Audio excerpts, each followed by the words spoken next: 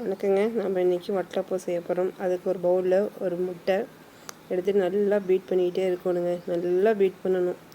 நல்லா பீட் பண்ணி முடித்ததுக்கப்புறம் நல்லா உங்களுக்கு வந்துட்டு எந்தளவுக்கு பீட் பண்ண முடியும் பீட் பண்ணிவிட்டு விஸ்கு வச்சே பீட் பண்ணுங்கள். மிக்சிலலாம் போட்டுறாதீங்க.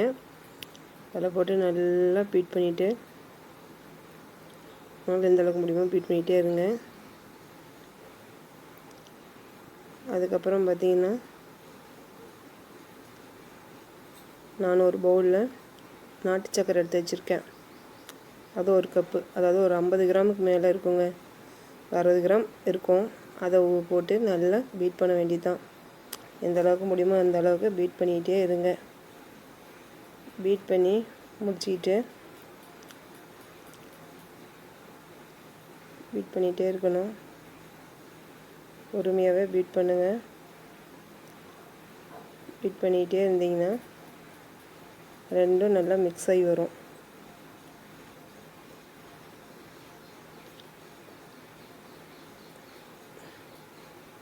நல்லா மிக்ஸ் ஆனதுக்கப்புறமா நீங்கள்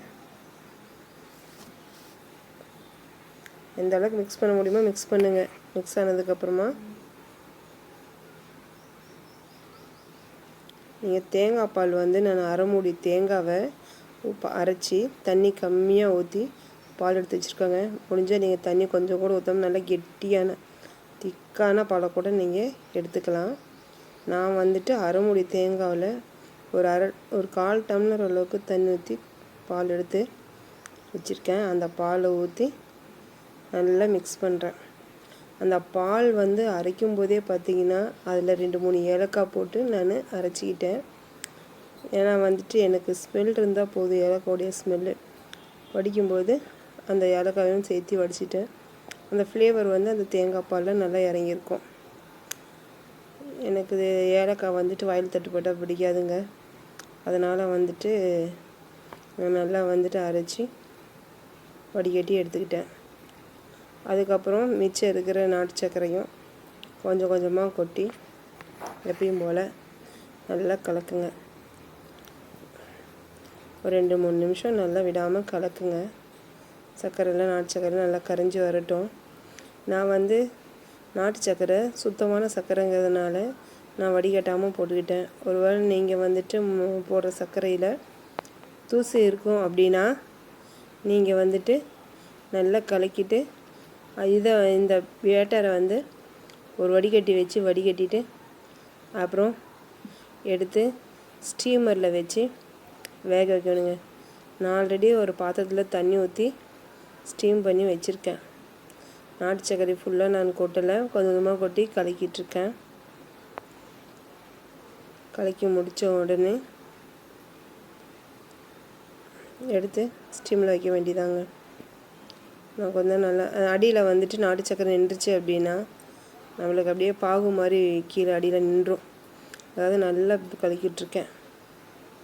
அதுக்கப்புறம் அந்த பவுலை அப்படியே எடுத்து நம்ம ஆல்ரெடி ஸ்டீம் பண்ணி வச்சுருக்கிற தண்ணியை ஊற்றி ஒரு பாத்திரத்தில் அதில் ஒரு ஸ்டாண்ட் போட்டு அது மேலே எடுத்து நம்ம இந்த பீட் பண்ண பேட்டரை தூக்கி வைக்கணுங்க. வச்சுட்டு அது மேலே ஒரு மூடி போட்டு அந்த பேட்டரில் ஒரு மூடி போட்டு வைக்கணும். அதுக்கு மேலே அந்த பாத்திரத்தையும் மூடி போட்டு வைக்கணுங்க. வச்சிட்டிங்க அப்படின்னா ஒரு 1/2 hour இதை வேக வைக்கணும். 1/2 hour வேக வச்சு எடுத்திங்கன்னா உங்களுக்கு வட்டலப்போ ரெடி ஆகிடும். இது பார்க்குறதுக்கு ஒரு சீம்பால் மாதிரியே தாங்க இருக்கும்.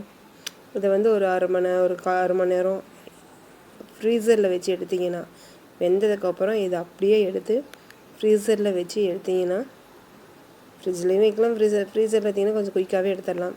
ஃப்ரிட்ஜில் வச்சிங்கன்னா ஒரு 2 மணி நேரம் கூட வச்சுருந்தேன். கொஞ்சம் ஜில்னஸோடு சாப்பிடும்போது இது டேஸ்ட்டு ஒரு டிஃப்ரெண்ட்டாக இருக்குங்க. சரிங்க, இன்றைக்கி வட்டலப்போ ரெடி ஆயிடுச்சு.